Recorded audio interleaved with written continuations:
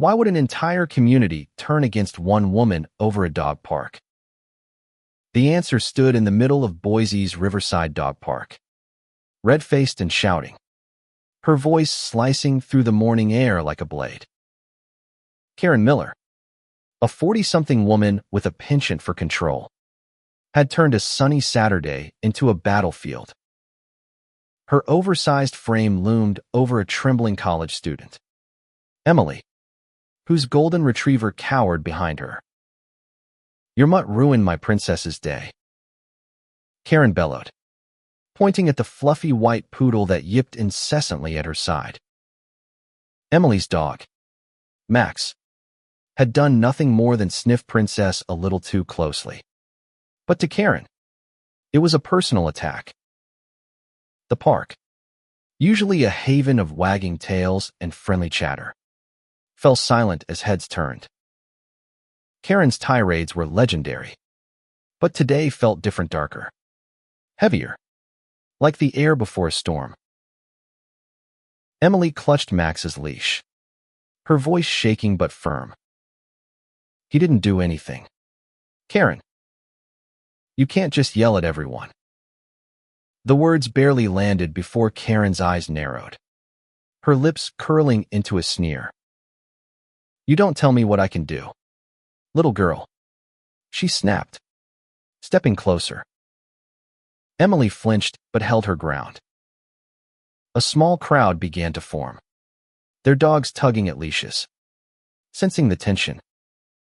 Among them was Tom, a retired veteran with a gentle lab named Rusty, who watched with a clenched jaw. He'd seen Karen's outbursts before, her demands to ban certain dogs, her complaints about unruly owners, her habit of filming people to report them to the city. But this time, her venom was sharper, her accusations wilder. She wasn't just bullying Emily. She was declaring war on the entire park. Karen's campaign of chaos had been building for months. It started with small things, glares at owners who let their dogs wrestle too loudly, snide comments about cheap leashes, or lectures about proper pet etiquette. She'd appointed herself the unofficial queen of Riverside, her poodle Princess her royal scepter. But her reign wasn't just annoying, it was destructive. She'd called animal control on a pit bull for looking aggressive, though it was wagging its tail. She'd screamed at a young couple for letting their puppy dig in the dirt, claiming it ruined the aesthetic. She even reported Tom's Rusty for barking too loudly, though Rusty was deaf and barely made a sound. The community whispered about her, but no one had challenged her head-on. Not until today. Emily's defiance sparked something.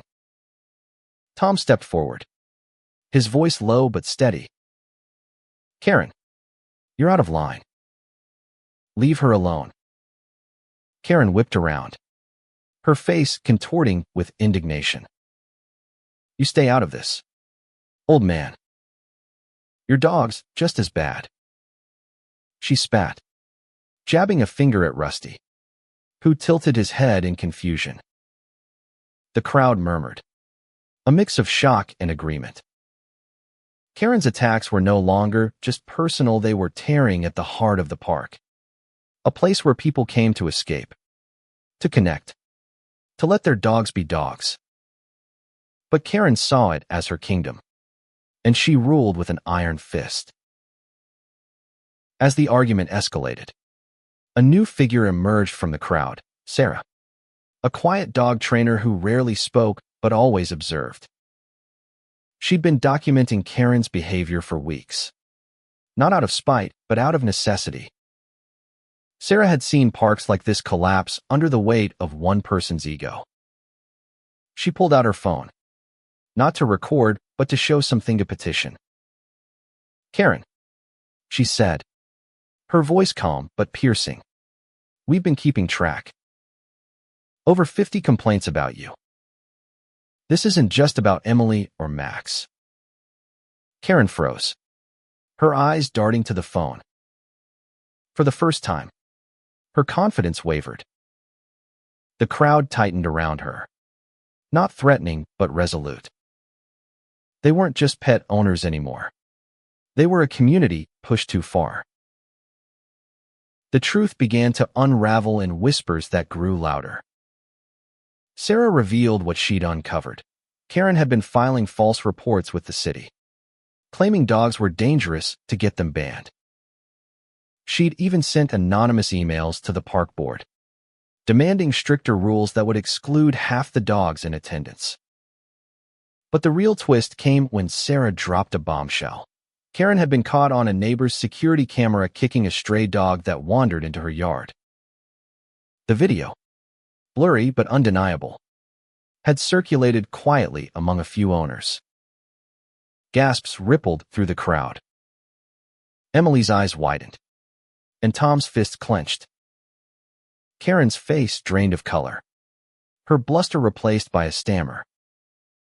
That's not true," she cried, but her voice lacked conviction. The park, once her stage, was now her courtroom. The confrontation reached its peak as Sarah held up her phone, showing the petition now signed by dozens of names.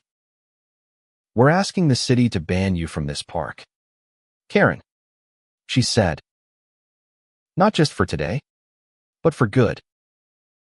Karen's eyes bulged, her mouth opening and closing like a fish out of water.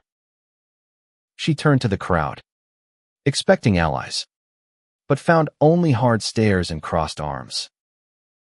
Even Princess, her loyal poodle, seemed to shrink away, whining softly.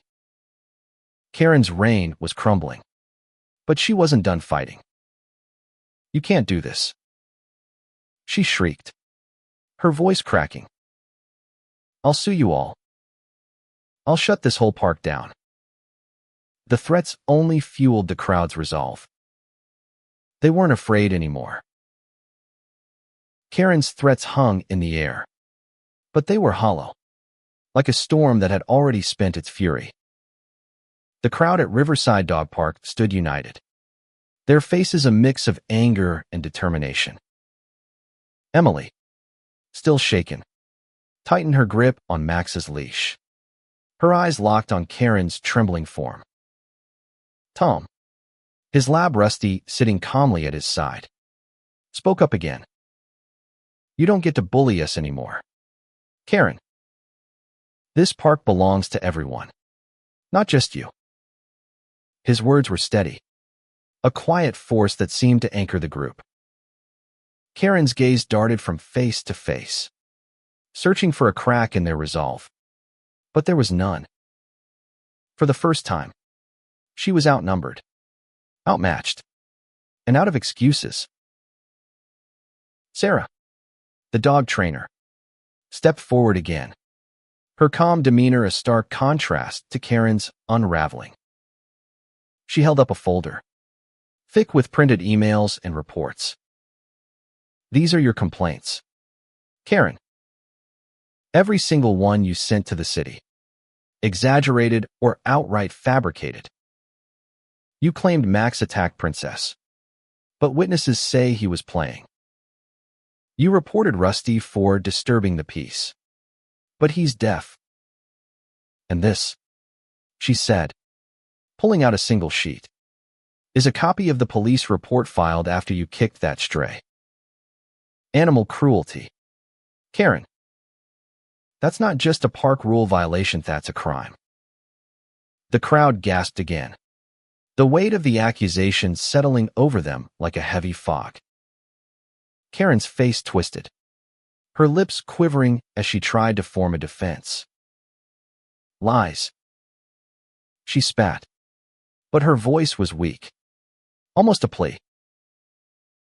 The twist came like a knife in the silence. Sarah turned to a young man in the crowd, Jake, who had been quiet until now.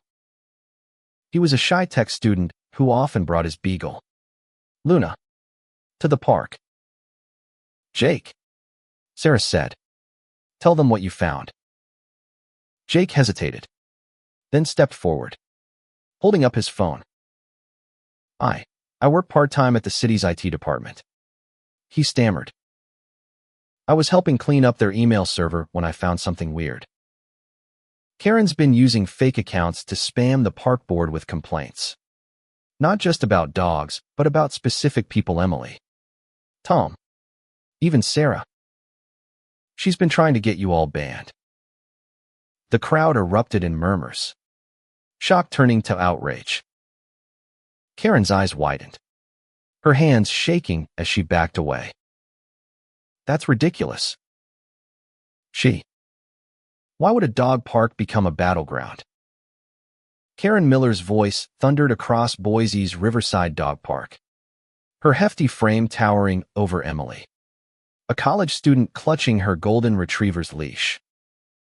Your filthy mutt attacked my princess. Karen screeched, her face flushed with rage, pointing at her yapping poodle. Max, Emily's dog, whimpered behind her, guilty of nothing but a curious sniff. The park, a sunny haven of barking dogs and laughing owners, froze. Karen's tirades were infamous, but today's venom felt like a declaration of war. Emily's voice trembled but held firm. He didn't do anything. Karen, stop yelling. Karen's sneer deepened, her eyes glinting with malice. Don't tell me what to do, you brat, she hissed, stepping closer. The crowd tensed, dogs tugging at leashes, sensing the storm brewing. Karen's reign of terror wasn't new. For months, she'd ruled the park like a tyrant, her poodle princess her scepter. She'd reported a playful pit bull to animal control, berated a couple for their puppies digging, and even targeted Tom, a retired veteran, claiming his deaf lab, Rusty, was too loud. Her complaints, petty at first, escalated into false reports aimed at banning dogs she disliked. The community grumbled, but never fought back until now. Tom stepped forward, his voice calm but steely. Karen, you're out of line. Leave her alone. Karen whirled, jabbing a finger at Rusty. Your dog's a menace too, old man. The crowd murmured, their patience fraying. Karen wasn't just bullying Emily. She was attacking their sanctuary. Sarah, a quiet dog trainer, emerged from the crowd, her phone in hand. She'd been watching Karen for weeks, collecting evidence. Karen, she said, her voice cutting through the chaos. We've documented everything. Over 50 complaints about you. Karen's confidence flickered as Sarah revealed the truth: false reports, fabricated attacks, and a shocking video of Karen kicking a stray dog, caught on a neighbor's camera. The crowd gasped. Emily's eyes widened, and Tom's fist clenched. Karen stammered, "That's not true." But her voice cracked. The park, her former stage, was now her courtroom.